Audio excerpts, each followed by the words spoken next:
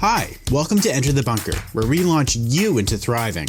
Each week we talk about a different virtue that can be used as a building brick to build your own personal bunkers. We share personal stories, as well as tips and tricks to help you thrive instead of survive. So sit down, relax, and enter the bunker.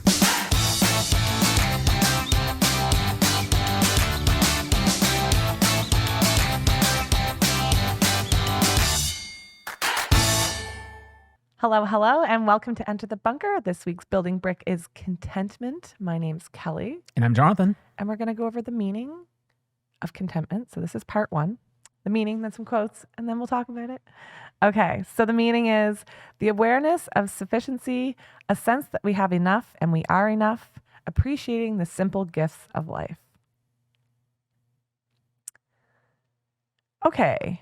So I went into this thinking like contentment, like I wasn't a huge fan, and I still kind of probably am on that boat, but I feel like this meaning kind of has brought out a little bit more for me. Right. Yeah. Why don't you like contentment? What is it about it that you initially... I feel like it's like settling. Like, why would you settle? Like, why not always strive for more? Like, set your goals, go for that. Right. Yeah. So contentment, it just kind of... But...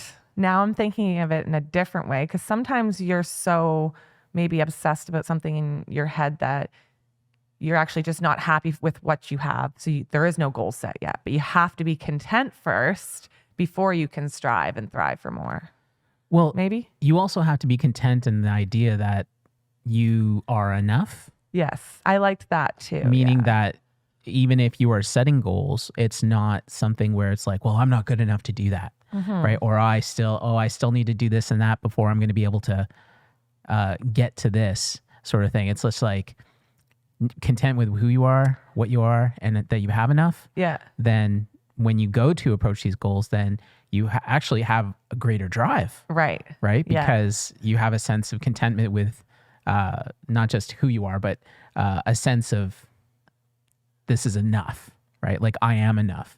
Sort of thing. Yeah, I think that's kind of where more my head goes in the understanding of contentment now, is like more within a person than the material things, I guess. Or like and actually, now you mentioned material things, it's interesting because I think that a lot of people do equate the idea of contentment being like, well, if you only have so much, be content with what you have. Yeah. Right. Yeah. And the idea that, well, if you just keep on wanting more and wanting more, then you're going to be discontent and you're going to be unhappy. Right. And it's true. And in the materialistic sense, it makes sense that you do want to be content with what you have, but it can only go so far. Right. Right. Like, I mean, there comes a point where it's like, this isn't enough.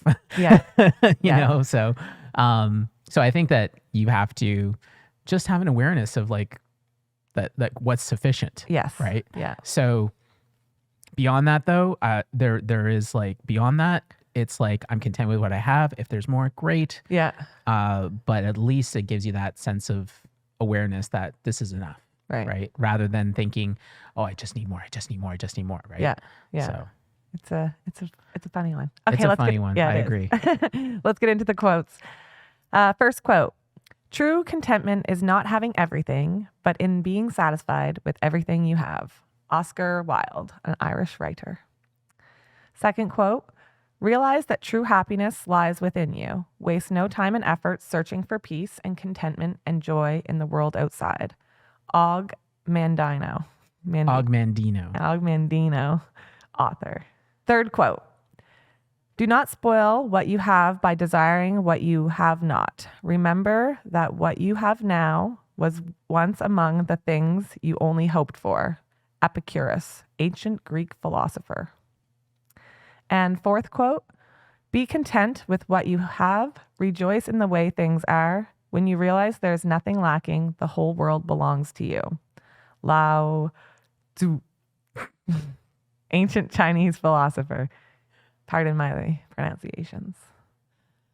All right, so. Which one was your favorite? Yeah, I don't really have a favorite. Wow. I don't know. I just feel like it's all of these like are like they're just settling down. You think you're settling? Yeah. Okay. With these quotes anyways. But like I said, the meaning really brought out a lot with me. But I don't know. I guess if I was to pick one, I'd probably pick what is it? Epicurus? Epicurus. Yeah. Do not spoil what you have by desiring what you have not. Right. Remember that what you now have was once among the things you only hoped for. Yeah. I like that one. Yeah. Yeah. Because it's like, I don't know. I feel like you're not settling for something. Like it's like, yes, you were content in the moment and you really wanted something, but you got there eventually. Yeah. Well, in the other quote with Lao Tzu, he makes the point of saying like, you got to realize that there's nothing lacking. Like what being content with what you have is understanding that there will always be more. Right. So yes. It's not that it's not necessarily settling on what you have, but having a belief that there's always going to be more. There's always going to be enough. So be happy in the moment. So be content. Yeah. Is really what it is. Because content means happy, right? It is a type of happiness. Yes. Okay. And like, I like Ogmandino. He's my guy. He's my man. Like I've read all his books. Yeah. Okay. Like Ogmandino. He's one of these classic authors that just made some amazing pieces. So realize that true happiness lies within you. Waste no time or effort searching for peace and contentment and joy in the world outside. So again, it's a state of being. Right? It's nothing that the outside world's going to have an impact on. It's about just being content and believing in there's no lack in the world to be able to change your contentment. Right. Yeah. Right? Yeah. No, I'm starting to understand it a bit more, so it's nice. Good. Okay, let's get on to the opening. I bet in the last half hour you thought about something you want or wish you had. What about the things you do have? Do you take the time to think about those things, or do you take them for granted? Or worse, don't even give them a second thought? This is common among us humans. The want for the next thing can be all-consuming if you let it. It can even become that way without any thought on your part. Living life this way robs you of any appreciation of what you have and the present. The grass isn't always greener on the other side. The grass is greener where you water it. So take the time to appreciate what you have and be content with your life as it currently stands. Taking the time to appreciate what you have has the benefit of nurturing your own feelings of contentment. And you might just realize you don't need that next thing.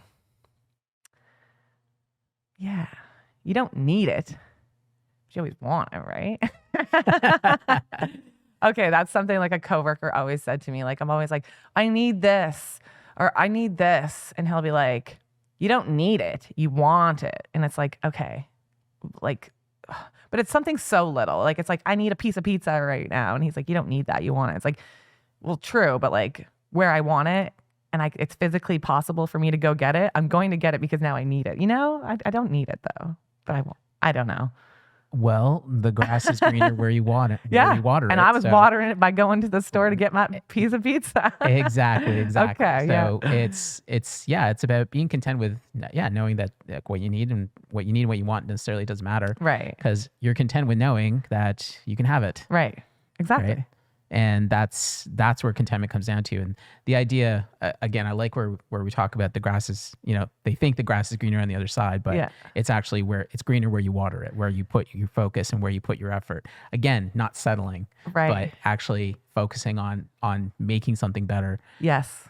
What does grass do when you water it? It grows. Yep. You can't stop it. No. Right? It's always in abundance. Yeah. And that's the idea of contentment, is that knowing that whatever you do is always going to produce abundance and there's not going to be lacking. So be content with what you're doing and where things are. And it's a state of mind, right? So it's not necessarily something that's influenced by what's happening around you in the world. So yeah. I always heard the saying, the grass isn't always, or what is it? The grass isn't always greener on the other side, right? That's the saying. But I've never heard it go into the grass is greener where you water it. So when I read that, I was like, I like that. Yeah. Because it's true. Well, yeah, because it's actually giving you something to do versus just, trying to make you look away from what you think is better. Yeah. It's actually turning around and saying, look, this is what you have to do to actually make your grass greener. Yeah. If you think it's better over there. Yeah, exactly. All right. So join us next time as we discuss how to be more content in your life. Content. I'm content with seeing you all there.